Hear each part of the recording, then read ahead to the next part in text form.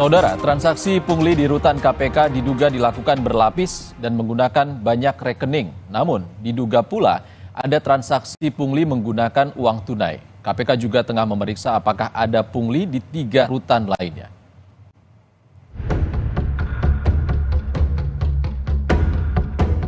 Komisi Pemberantasan Korupsi menduga praktik pungutan liar 4 miliar rupiah di rutan yang dikelolanya dilakukan secara berlapis. Transaksi pungli tidak langsung masuk ke rekening pegawai yang diduga terlibat, namun mengalir menggunakan banyak rekening secara berlapis-lapis dengan tujuan menyamarkan jejak transaksi. Wakil Ketua KPK, Nurul Gufron, menyatakan kasus pungli di rutan KPK masih akan berkembang, tidak hanya melalui transaksi perbankan, diduga pungli juga menggunakan uang tunai. KPK juga tengah memeriksa kemungkinan rentang waktu pungli jauh sebelum periode Desember 2021 hingga Maret 2022, termasuk mendalami kemungkinan pungli di 4 rutan yang dikelola KPK. Itu memang tidak langsung kepada rekening pegawai-pegawai yang diduga tersebut. Memang diduga menggunakan layer-layer. Itu semuanya masih dalam proses pemeriksaan. Masih baru yang terendus di transaksi perbankan. Ada yang kemudian kasus-kasus transaksi lainnya yang mungkin cash dan yang diduga terjadi jauh sebelum tahun-tahun tersebut. KPK akan memiliki 4 rutan dan semuanya masih proses pemeriksaan apakah hanya menyasar objeknya kepada rutan yang di sini ataupun di luar. Itu semuanya masih proses. Oke, cukup ya.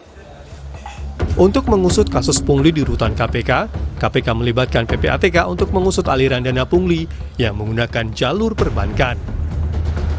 Mantan penyidik senior KPK Novel Baswedan maupun peneliti Pusat Kajian Anti Korupsi Pukat UGM Zainur Rohman menilai kasus pungli di rutan KPK sebaiknya diserahkan ke penegak hukum lain. Menurut mereka, KPK tidak berwenang mengusutnya. Kalau dari perkiraan saya, mestinya nggak berwenang. Kenapa? Karena levelnya bukan penyelenggara negara atau penegak hukum. Dia harus sampaikan ke penegak hukum lain. Penegak hukum lain. Kira-kira bakal dilaporkan nggak itu? KPK hanya berwenang menangani penyelenggara negara, penegak hukum, atau korupsi yang nilai kerugian keuangan negaranya di atas 1 miliar. Sedangkan untuk pungli di dalam rutan KPK yang kemungkinan dilakukan oleh pegawai level menengah dan bawah, itu bukan kategori penyelenggara negara. Menjunjung tinggi objektivitas, alangkah baiknya KPK selesaikan penyelidikan, berkasnya serahkan kepada aparat penegak hukum lain, silakan pilih antara kepolisian dan kejaksaan. Kasus pungli di rutan KPK menampar wajah pemberantasan korupsi di mana KPK menjadi salah satu garda terdepannya. Pada saat yang sama, KPK juga tengah dihadapkan pada kasus kebocoran dokumen penyelidikan yang kini tengah disidik Polda Metro Jaya. Tim Liputan Kompas TV. Transaksi pungli di rutan KPK diduga dilakukan berlapis dan menggunakan banyak rekening. Apa upaya yang bisa dilakukan agar penelusuran aliran dana pungli bisa dibongkar tuntas? Kita akan kupas bersama anggota Komisi 3 DPR fraksi PDI Perjuangan, Trimedia Panjaitan, dan pakar hukum tindak pidana pencucian uang, Yenti Garnasih. Selamat sore Bang Trimedia dan Bu Yenti. Selamat sore. Selamat sore Mas. Selamat sore Bu Yenti. Selamat sore.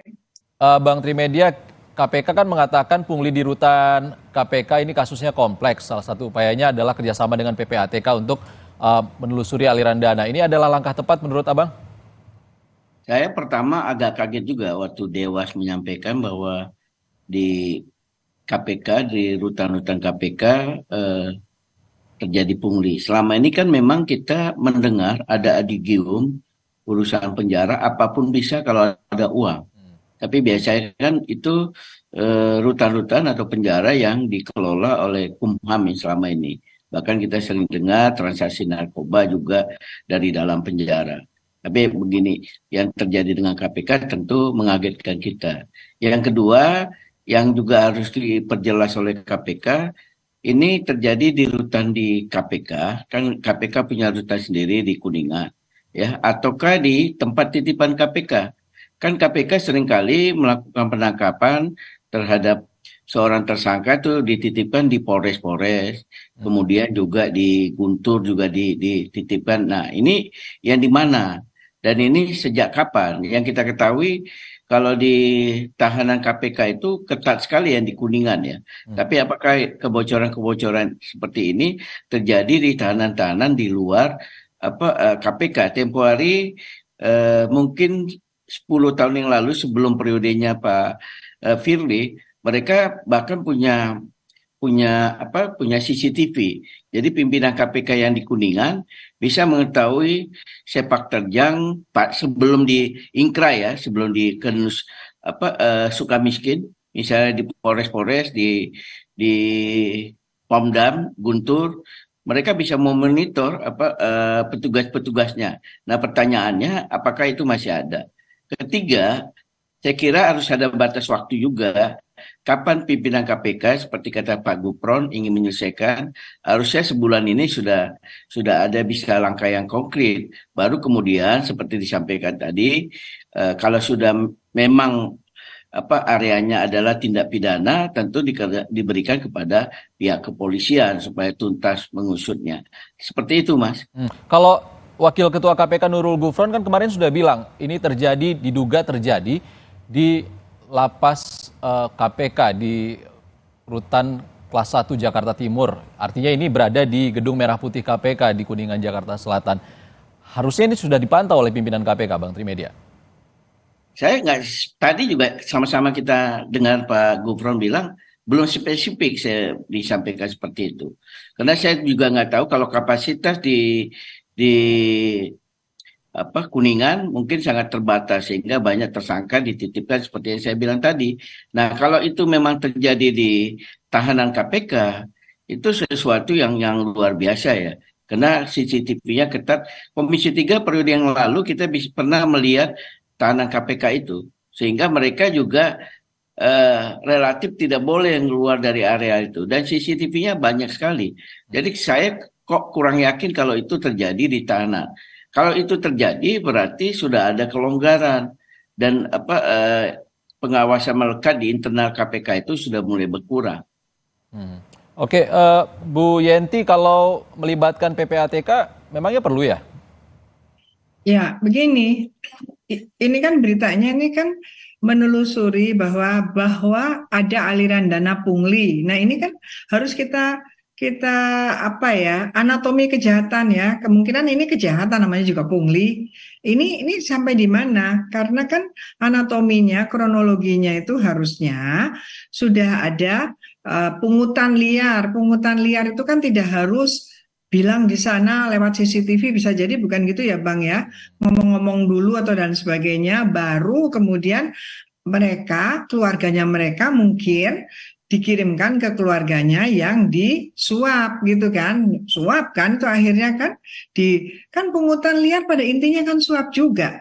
Atau memeras ya, meras atau enggak suap, bahwa ingin mendapatkan fasilitas ini, ingin mendapatkan fasilitas itu, tapi dengan membayar, baik itu ditawarkan oleh dari bagian rutan itu sendiri atau orang yang ditahan itu yang mencoba merayu minta dapat fasilitas tapi nanti saya bayar. Nah, itu harus dibuka. Sebetulnya itu gampang, harusnya itu gampang.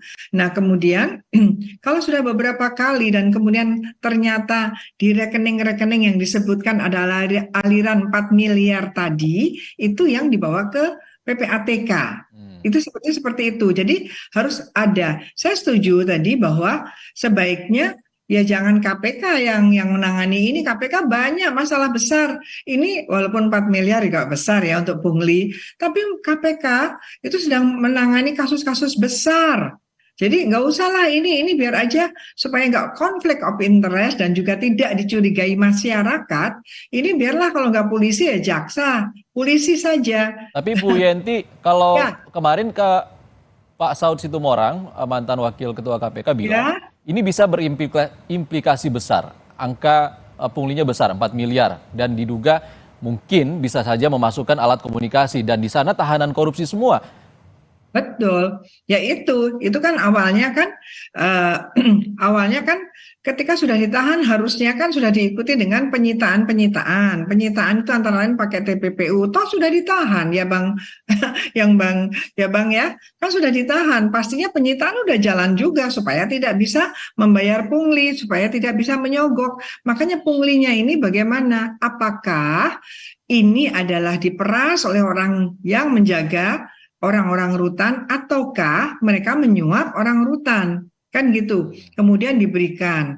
Bukan saya minta maaf, saya mengatakan 4 miliar karena banyak korupsi kita triliun-triliun.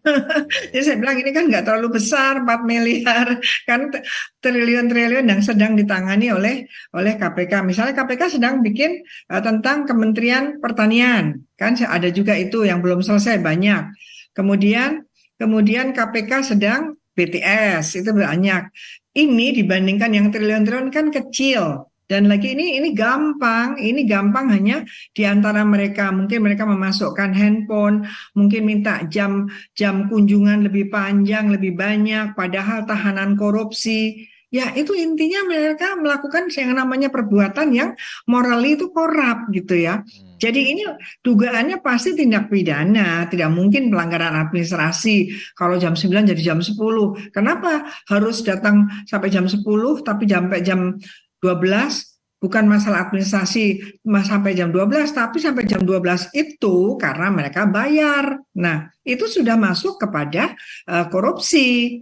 Itu masuk korupsi di sana kan, korupsi ataukah kalau memang bukan kalau penegak hukum kan korupsi menerima, kalau yang menjaga itu misalnya sipil, ya mereka pemerasan KUHP pun ada. Jadi harus betul-betul dilihat kejahatan asalnya apa dan sudah sekian lama akhirnya ada 4 miliar. Nah 4 miliar ini pendekatannya pakai TPPU dan kemudian minta pada PPATK harus sekarang udah ada LHA-nya.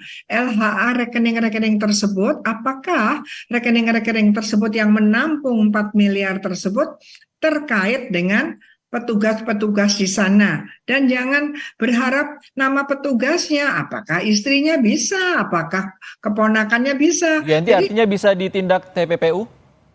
Iya, ya pasti harus pakai TPPU kalau sudah begini.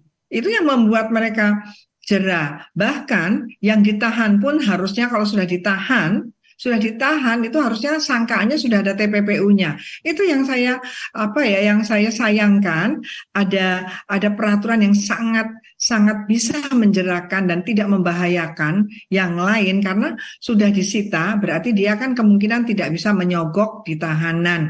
Nanti kalau sudah dipidana tidak bisa menyogok orang lapas, kan itu antara lain. Nah, ini yang belum terlalu cepat atau terlalu kuat diterapkan. Artinya gini, kalau negara melalui APH-nya tidak mau menerapkan TPPU padahal ada kejahatannya, misalnya ini ada 4 miliarnya, tapi tidak mau pakai TPPU, ya jangan salahkan kalau masyarakat mengatakan bahwa memang APH termasuk melindungi para yang ditahan itu untuk gampang menggunakan uang-uang itu. Ya, biar lebih tuntas ke akar masalahnya ya Bu Yenti. Iya, dan terjadi dah ini anak beranak ininya kejahatannya beruntun gitu. Jadi kan mereka ditahan karena dugaan korupsi, ya kan, kalau rutan KPK. Ternyata di rutan mereka nyogok lagi. Ada juga tindak pidana lain. Ini akan mempertanyakan integritas KPK juga ya Bu Yenti ya. Kita ke Bang Trimedia, Bu Yenti sebentar. Dewas KPK bilang diduga yang terlibat bahkan sampai puluhan pegawai rutan KPK. Kalau melihat ini integritas internal KPK yang salah secara sistem, apakah atau ini masalah personal saja, Bang Trimedia? Pertama, seyogianya Dewas juga menyampaikan 4 miliar itu kurun waktunya berapa lama? Apakah 1 tahun, apa 2 tahun?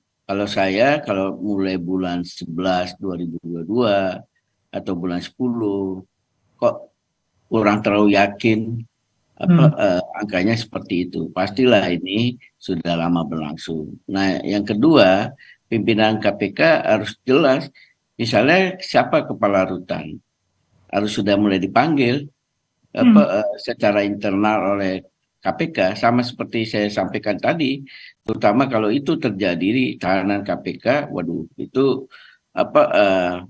pembelajaran yang besar bagi KPK sendiri, karena selama ini kita ketahui ketat sekali di tahanan KPK. Kalau itu terjadi 2 tahun terakhir ini, berarti 2 tahun terakhir ini sudah terjadi kelonggaran di tahanan KPK. Karena yang saya dengar para tersangka itu banyak yang menghendaki dia itu tidak ditahan di tahanan KPK. Jadi tahanan KPK artinya di Kuningan ya, berharap di tempat-tempat lain, di Polres, di mana-mana, berharap dilakukan penahanan. Karena di situ yang lebih ada kelonggaran. Nah itu yang juga harus dijelaskan. Nah, yang ketiga, tanpa diminta, saya kira juga pihak kepolisian bisa segera berkoordinasi dengan KPK, membantu KPK supaya bisa mengungkap ini. Saya khawatir kan tidak kalau kita lihat sejak Pak Firly terpilih sebagai ketua KPK, yang menyeleksi kan juga panselnya Ketuanya Ibu Yenti. Bu Yenti gitu loh. Kan banyak turbulensi sama Pak Firly ya. Sampai terakhir kemarin sudah diinikan oleh Dewa, cuman di Polda Metro juga ada seperti itu. Jangan kelihatannya kan berasa sekali itu turbulensi yang terjadi. Kalau kinerja tidak ada lagi yang bisa mempersoalkan kinerja dari orang-orang yang dipilih Ibu Yenti ini. Ya. Nah ini soal kerikil, katakanlah ini kerikil ya, soal ditahanan seperti ini harus segera diungkap. Saya kok kurang yakin ya, itu pakai rekening pemberiannya ya. Oke. Bu Yenti, singkat saja, sebagai Ketua Pansel yang memilih pimpinan KPK, Anda melihatnya ini adalah celah tindak pidana karena sistemnya yang salah atau murni integritas dari pegawai rutan saja? Karena kan sumbernya banyak, dari Kumham ada, dari pegawai ASN ada, juga dari outsourcing ada di sana, Bu. Ya pasti integritas ada. Orang itu pasti ada sisi baik dan sisi akan melakukan keburukan.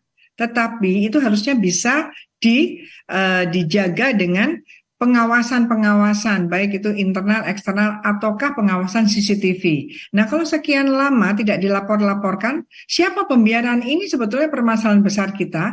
Jangankan ini kan korupsi ya. Jangankan korupsi yang ini, korupsi BTS, korupsi yang lain itu internal pengawasannya bagaimana? Artinya ada pembiaran ini Bang Tri yang harusnya inspektorat dan sebagainya. Nah, sekarang walaupun itu adalah KPK nomor 1, ketua rutannya harus diperiksa. Diperiksa kenapa? Mungkin ada whistleblower system yang tidak jalan lagi di KPK, Bu Yenti? Bisa jadi apapun bisa ya. Yang namanya menangani kejahatan, kita berhadapan dengan orang-orang yang mempunyai satu antisocial behavior, orang yang berusaha untuk berbuat jahat, apalagi menghadapi orang-orang yang disangkakan dengan persangkaan kuat karena sudah ditahan ya Bang ya. Sangkaan kuat sekali udah ditahan. Nah itu pasti dia tahu celah-celahnya, mereka ingin dapat fasilitas, ingin mendapatkan lebih mudah. Bukan hanya di sinilah, kita perlu melihat yang ditahan di Kejaksaan Agung, di polisi juga ada bargaining kok itu. Bargaining dalam artian kalau bisa minta ke sana, minta begini, minta begitu, ada uangnya. Nah ini yang harus betul apa tidak suara-suara masyarakat termasuk dari tadi whistleblower tadi. Nah, sebentar Mas, itu yang saya sebutkan tadi Bu Yanti, Yanti. Apakah karena banyak tersangka yang tidak ingin ditahan di Kuningan. Ya. Nah, apakah bagian dari itu juga yang disebutkan ada pungli di KPK ini? Kalau itu bagian dari itu juga, saya bisa memahaminya. Bang Trimedia, Bu Yenti, waktu kita sudah habis. Kita akan menunggu penyelidikan dari KPK. Apakah KPK yang akan menyelidikkannya? Jangan-jangan yang ditahan itu tidak tahu Bang Tri, tetapi mereka menawarkan mau kalau lebih enak di sana. Nah ini jadi semuanya harus diperiksa dari dalam sendiri, jangan-jangan dari mulai petugas di lapangan, di rutan hingga biro umum yang membawahi rutan KPK, 4 rutan KPK. Terima kasih Bu Yenti Garnasih, pakar tindak pidana pencucian uang, dan Trimedia Panjaitan, anggota Komisi 3 DPR fraksi PDIP. Terima kasih. Terima kasih Mas, terima kasih Bu Yenti. Dan Trimedia, kapan-kapan kita ketemu. Saudara, pesawat tempur F-16